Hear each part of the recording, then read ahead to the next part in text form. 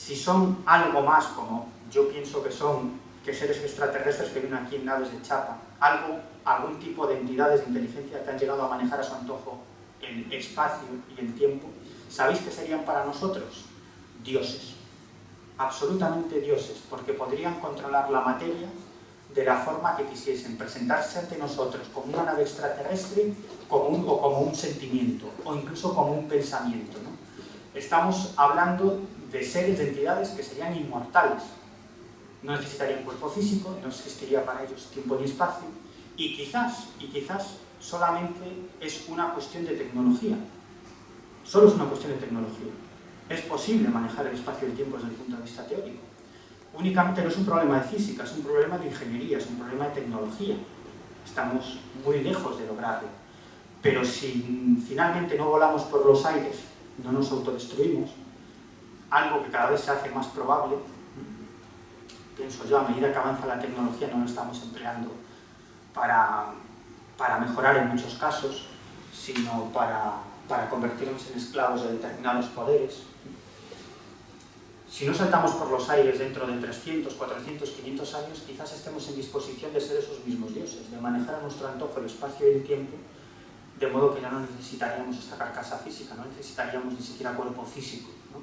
Por lo tanto, quizás simplemente es una cuestión de tecnología. Yo siempre pongo un ejemplo muy manido que podéis leer en varios libros de divulgación científica, y es el ejemplo de Planilandia, ¿no? Imaginaros que en la portada de este libro hay un universo, o un mundo, un planeta.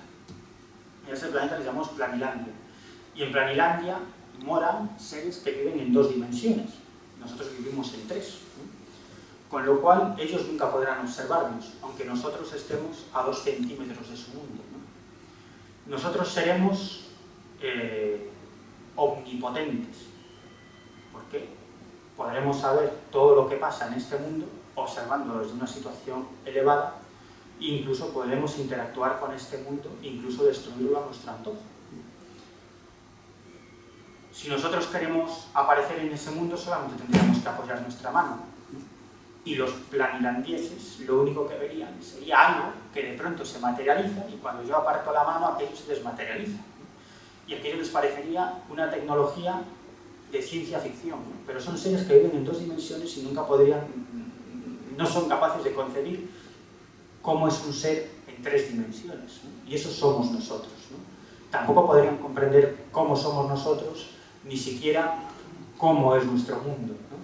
Quizás eso es un poco lo que está pasando con el fenómeno ovni, ¿no?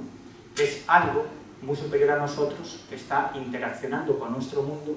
Vaya usted a saber con qué objetivos, si es que podemos hablar de objetivos, que podemos pensar cuáles son los objetivos, entre comillas, de una inteligencia inmortal que puede pensar a millones de años vista, ¿no? No lo sabemos.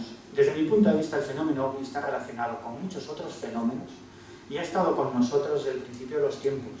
Tiene muchísimo que ver con nuestra evolución, tiene muchísimo que ver con lo que somos actualmente, tiene muchísimo que ver con infinidad de descubrimientos científicos. Y el fenómeno ovni solamente es una pieza de algo mucho más increíble. Yo siempre digo que a mí me interesa el fenómeno ovni no por el caso en sí, sino por la enorme trascendencia que tendría solo si un caso fuese real, ¿no? Los casos de encuentros previa cita, en lo que determinadas personas tienen algún tipo de conexión con ese otro lado, en este caso con el fenómeno ovni, y ese fenómeno, esas inteligencias le dicen: oiga usted, acuda determinado día y determinada hora a este punto geográfico que vamos a aparecer ante usted, ¿no? Y algo extraño aparece. Extraños objetos que son fotografiados y filmados, como ha ocurrido en muchas ocasiones, ¿no? Y sí, pero hay personas a las que no le han avisado nada y los han visto. Sí, pero verás a dónde quiero ir. Verás a dónde quiero ir. Este tipo de sucesos en sí no tienen ninguna trascendencia para la humanidad. Es decir, que Miguel Pedrero y Carlos Fernández vayan a un monte y observen un extraño fenómeno, pues tiene interés para nosotros, ¿no? Evidentemente. Tiene trascendencia para nosotros. ¿Pero tiene trascendencia para el resto de la humanidad? No. Pero mi planteamiento es, aunque solo uno de estos casos sea real, solo uno, agárrate, porque eso sea lo que sea, tendría la capacidad de interactuar con la mente de las personas y no dejar rastros de su interacción. Es decir, que podría haber provocado infinidad de cambios sociales, políticos, científicos, y esa, desde mi punto de vista, es la trascendencia del fenómeno en sí.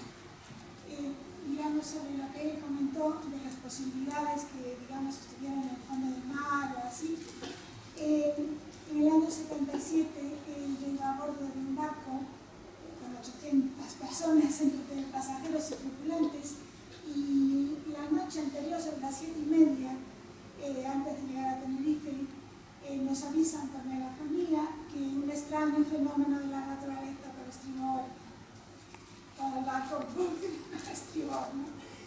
Y sí, era como un medio arcoíris que emergía del agua, ¿no? Como una media rueda de luz de múltiples colores. Y estuvo fácilmente como medio. Digamos, el pasaje y lo demás, a los 10 minutos, como que ya se fueron a lo que estaban haciendo. Y yo me quedé extasiada mirando aquello, ¿no? Y fue algo inexplicable, porque de repente estaba ahí y yo decía, pero qué cosa más extraña, ¿no? Que nunca, a ver, dieron una explicación, primer oficial, que si podría ser una aurora boreal. Y yo jamás creo que en la latitud de Tenerife haya una aurora boreal, eso es imposible. ¿No? Y bueno, lo negaron, o sea, negaron que, cuando llegué, si alguien nos pregunta, darnos nada, ¿no? Sobre las 10 de la noche, a pesar de que el barco es estanco totalmente, se oyó un silbido muy fuerte, muy metálico, ¿no? Que, o sea, hasta la última cubierta se oyó ese silbido. Y cuando llegamos a Tenerife a la mañana siguiente, pues en los periódicos eso, había habido una oleada de ovnis y de aquello. Sí. Y yo, eso me extrañó, me encantó, a la vez me dio un poco de miedo cuando vimos el silbido ese, ¿por qué no salía un poquito tarde? No, me quedé aquí con las demás personas, ¿no?, que van conmigo, comentando, ¿no?, y a la vez con miedo, salimos, no, yo no sabía. Pero quiero decirte que como el tiempo lo vi, que un barco gallego le había pasado lo mismo, porque ese mismo año, y dije, pues eso es lo que yo vi, ¿no? Y quería saber si sabías algo del tema. Hace muchos años esto. Sí, bueno, ¿qué año fue? El 77. Sí, claro. Entre el 74 y el 77 tuvieron lugar infinidad de casos en la zona de Canarias de ese tipo. Yo creo que usted se está refiriendo a uno muy concreto que dio lugar además a un amplio expediente militar que fue desclasificado en su época. Además es un fenómeno que se observó desde diferentes puntos de la geografía canaria y que incluso fue fotografiado, ¿no? Hay unas fotografías muy famosas. Conocí a un señor en Tenerife que había trabajado en esto de astrofísica. Sí, Instituto de Astrofísica de Canarias. Pero que ahora yo tenía fotografías sobre el tema. Claro. Y es que es la primera vez así que lo comento esta parte. Porque, o sea, coincide, ¿no? Coincide que he venido aquí, que sacó el tema de si podían venir del mar y tal, y nunca se da una explicación, o sea, real, que me parezca real, ¿no? Que si fue que explotaron un cohete, que no sé qué, pero cosas así muy... Se habló de misiles. Sí, de misiles. Se habló de misiles, pero es algo que no está muy claro, ¿eh? ¿A qué hora fue? A las 7:30 de la tarde. Sí. Pero es... Bueno, era de noche ya. Sí, es un caso sobre el que ha generado agrias polémicas entre investigadores. Hay quien dice, quien apunta que se trató de un misil. Es un tema en el que yo no he ahondado demasiado, pero a mí me cuesta creer que fuese debido a un misil. Es imposible porque, a ver, la expansión, digamos, del verano, de un misil y tal, sería bastante rápido, ¿no? Y aquellos que estaban quietos, era media rueda de luz, como si la energía del mar, como si hubiera otra media rueda por debajo, porque se notaba la luminosidad por debajo. Y aquello estuvo casi media hora, y yo no creo que, bueno, son cosas. No, muy interesante. Además luego, no se vaya a pedir el teléfono. ¿Vale? Sí. Es de vida personal. Yo una vez, un objeto antes no identificado, o un ser extraño, O sea, usted personalmente. Sí, bueno, yo todas las mañanas cuando me miro al espejo veo un ser muy extraño. Veo a un tipo... Vamos a ver, o sea, ¿de dónde sale el interés por estas cosas? Yo te iba a preguntar lo mismo también. Pues no, Que si habías visto algo. no, ¿Se ha visto algo? Sí, sí. Por entrevistas, por noticias. Sí, Como yo, por ejemplo, ¿no? Digamos, claro. yo tampoco vivo en nada. Bueno, yo sí que he vivido un par de experiencias, Sí.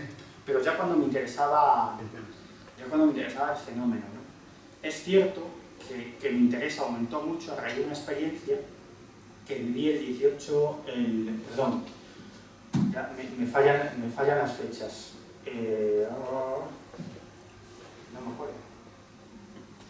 18 de... bueno, fue en diciembre del año 1994. Quiero recordar el 21 de diciembre del año 1994. Precisamente eso que acabo de hablar ahora, una experiencia previacita, con un contactado, una persona que decía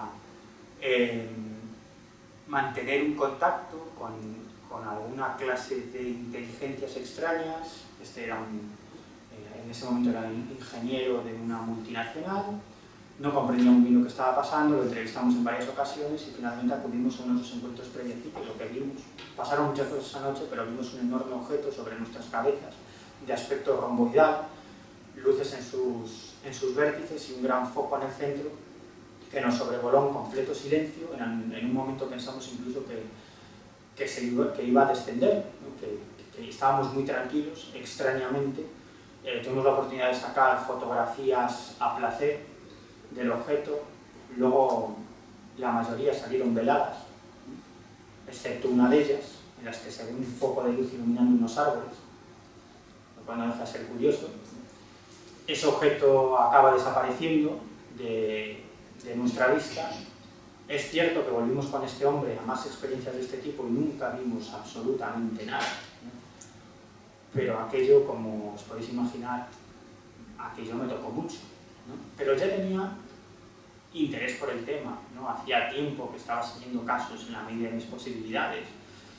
No lo sé por qué, pues supongo que habrá a quien se le da por el fútbol y hay a quien se le da por otras cuestiones. A mí siempre me han llamado la atención. A mí me parecía increíble que sobre asuntos tan fascinantes no nos explicaran nada en el colegio.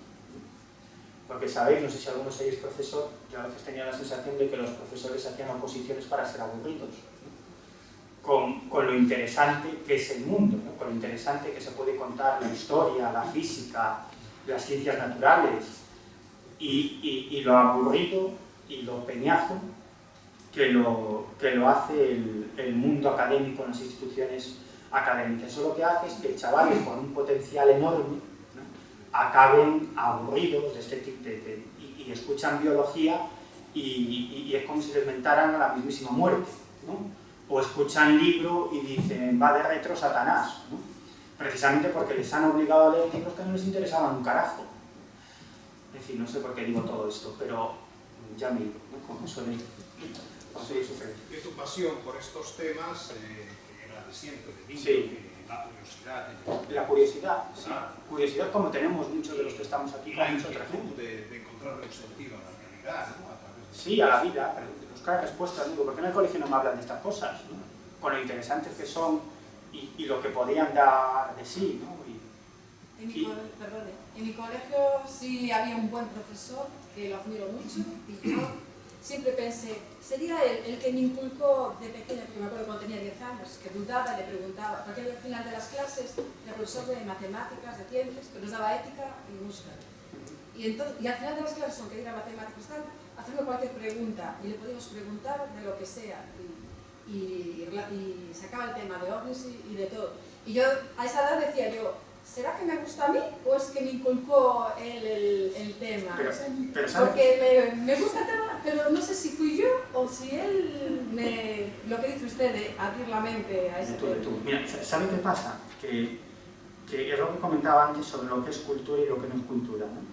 Yo creo que cultura es todo. El mundo en sí es cultura. Cualquier actividad